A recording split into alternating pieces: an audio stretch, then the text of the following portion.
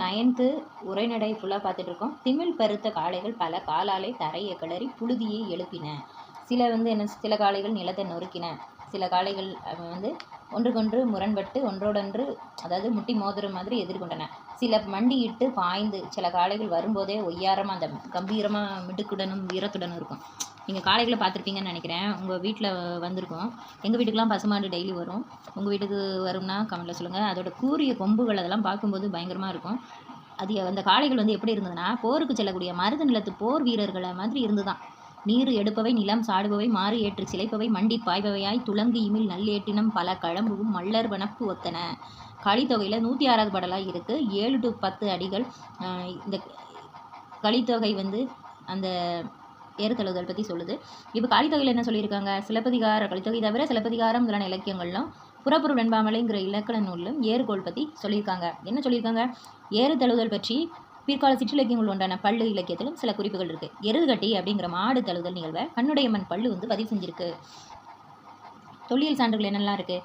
ஏறுதழுவுதல் குறித்த பல நடுகர்கள் பாருங்கள் எப்படி இருக்குன்னு.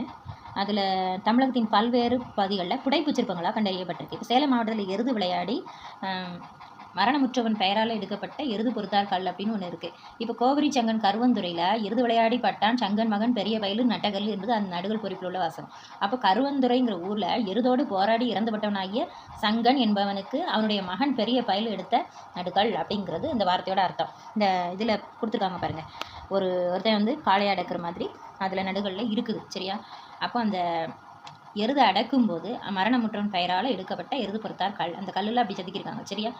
அப்புறம் இதில் இம்பார்ட்டன்ட் பாயிண்ட்ஸ் நோட் பண்ணிக்கோங்க. எகிப்தில் உள்ள பெனிஹாசன் சித்திரங்களிலும் கிரீட் தீவில் உள்ள கினோசஸ்ங்கிற இடத்துல உள்ள அரண்மனை சித்திரங்களிலும் காளை போர் குறித்த செய்திகள் இடம்பெற்றது. இப்போ கருக்கியோர் உள்ள பாறை ஓவியங்களில் விலங்குகளோட உருவங்கள் இருக்குது. கூரிய கொம்புகளும் சிலித்த திமிழ்கள் எதுக்கு இருக்கும்?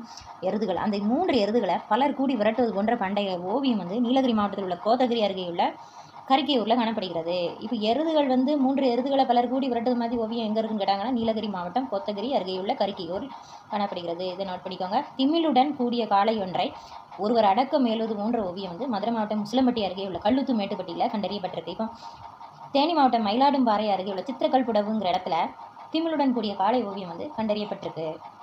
இது எல்லாமே இம்பார்ட்டன்ட் பாயிண்ட்ஸ். இதுலேருந்து கொஸ்டின்ஸ் வரும். அடுத்து சிந்துவெளி நாகரிக வரலாற்றிலும் காளை முக்கிய பங்கு வகிக்கிறது. இப்போ மக்கள் காளையை தெய்வமாக வழிபடுறாங்க. அகழாய்வில் கிடைக்கப்பட்ட சான்றுகள் மூலமாக நமக்கு தெரியுது.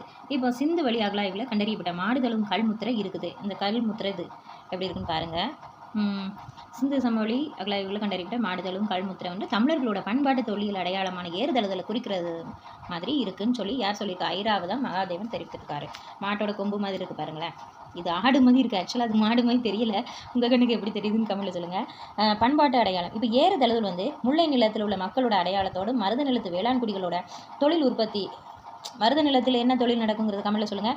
பாலை நிலத்து மக்களின் தேவைக்கான போக்குவரத்து தொழிலோடு பிணைந்திருக்கு. இப்போ வேளாண் உற்பத்தியோட பண்பாட்டு அடையாளமாக நீட்சி அடைஞ்சிருக்கு.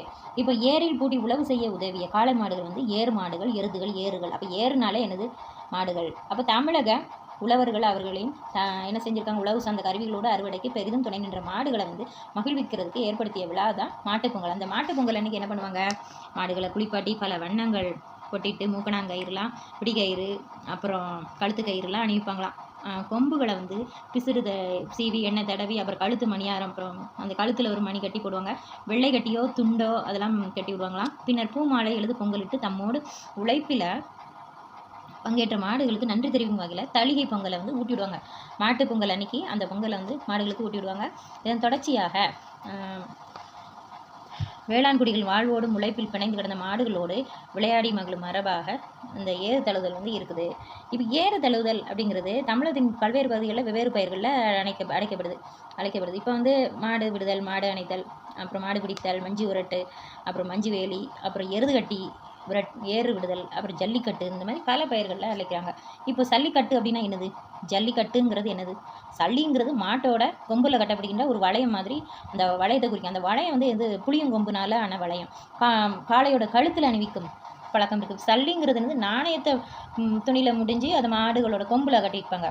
அப்போது சல்லிங்கிறது நாணயங்களை முடிஞ்சு கட்டிக்கிறது. அடுத்து அந்த பண முடிப்பு, சரியா, அந்த மாட்டை யார் தழுவி அடக்குறாங்களோ அவங்களுக்கு அந்த பண முடிப்பு சொந்தம் அப்படின்னு சொல்லுவாங்க.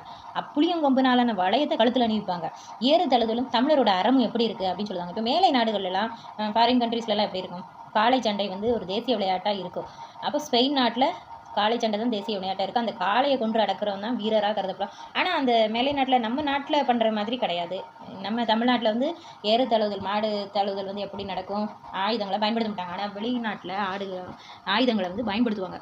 சில நாட்டு விளையாட்டுகளில் காளை அடக்கும் வீரன் வென்றாலும் தோத்தாலும் அந்த ஆட்டத்தின் முடிவில் அந்த காளை வந்து கொல்லப்படுதலும் உண்டு. பார்த்தீங்களா, மேலை நாடுகள் நடக்கக்கூடிய வருஷந்தோறும் நடக்கும் அந்த விளையாட்டு. அதில் மனிதனுக்குள்ளே ஒளிந்திருக்கும் வன்மத்தையும் போர் வெறியும் வெளிப்படுத்துறது மாதிரி இருக்கும். ஆயுதங்களை யூஸ் பண்ணுறாங்க. அப்புறம் விலங்குகளோட அந்த எருதுகளோட உயிருக்கு பாதுகாப்பு இல்லை. தமிழகத்தில் அந்த மாதிரி கிடையாது. தமிழகத்தில் நடைபெறும் ஏறு தழுவுதலில் காளை அடக்குறவங்க வந்து அந்த எந்தவித ஆயுதத்தையும் பயன்படுத்தக்கூடாது. அந்த அதாவது அந்த நிகழ்வின் தொடக்கத்திலும் முடிவில் காளைகளுக்கு வந்து வழிபாடு செய்வாங்க. எவராலும் அடக்க முடியாத காளைகளும் இருக்கும். அதனால் காளைகளும் வெற்றி பெற்றதாக கருதப்படும். அப்போ அன்பையும் வீரத்தையும் ஒரு சேர வளர்த்தெடுக்கும் இந்த விளையாட்டில் காளையை அரவணைத்து அடக்குபவரை வீரராக போற்றப்படுவார். இப்போ நம் கடமை என்னது, தமிழர்களோட பண்பாட்டு திருவிழாவாக விளங்கும் ஏறு தழுவுதல் வந்து 2000 ஆண்டு கால தொன்மையுடையது. இதெல்லாம் கொஸ்டின் கேட்பாங்க, நோட் பண்ணிக்கோங்க. பண்டைய வீர உணர்வின் நினைவூட்டும் ஏறு தழுவுதல் விலங்குகளை முன்னிலைப்படுத்தக்கூடிய வழிபாட்டையும் இயற்கை வேளாண்மையும் வலியுறுத்தும் பண்பாட்டு குறியீடு. இப்போ நம் முன்னோரோட இந்த பண்பாட்டு கூறுகளை பேணி பாதுகாக்கிறது நம்ம ஒவ்வொருவருடைய கடமை. இதோட இந்த பாடம் வந்து ஏறு தழுவுதல் முடிஞ்சிருச்சு. அடுத்து மணிமேகலை பாடம் அடுத்த வீடியோவில் பார்க்கலாம். நம்ம சேனல் பிடிச்சிருந்தா ஃப்ரெண்ட்ஸ் கூட ஷேர் பண்ணி சப்ஸ்கிரைப் பண்ணுங்கள், லைக் பண்ணிடுங்க. பிடிச்சிருந்தா ஹைப் பண்ணுங்கள். பாய்.